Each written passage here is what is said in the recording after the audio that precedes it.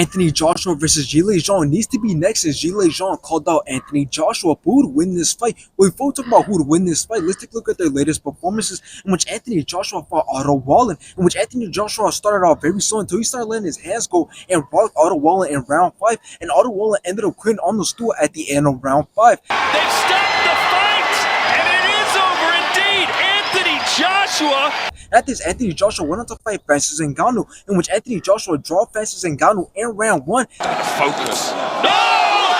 AJ! Then dropped him again and ended up knocking him out in round 2. Anthony Joshua can dispose of the MMA champion! Now let's take a look at Zhilei Zhang's latest performances, in which he fought Joseph Parker, in which he dropped Joseph Parker in round 3. Oh, and just like that! Then dropped him again in round 8. But while he's not, he's boxing well and he's Oh, and that puts Parker down again! But Joseph Parker still managed to outland Zhilei Zhang and ended up taking it by decision. And new WBO interim heavyweight champion. After Zhilei Zhang went on to fight Deontay Wilder, and when Zhilei Zhang started out very fast and ended up knocking out Deontay Wilder in round 5. Now, the reason I believe this fight should be next for Anthony Joshua is for many reasons. One being that Zhilei Zhang just knocked out Deontay Wilder, which, yes, we all know that Deontay Wilder had nothing to offer in this fight, but it was still a crazy moment to watch. And the other reason I believe that Anthony Joshua should fight somebody like Zhilei Zhang over somebody like Joseph Parker is simply because of Zhilei Zhang's power and size. Because yes, Joseph Parker did beat Zhilei Zhang,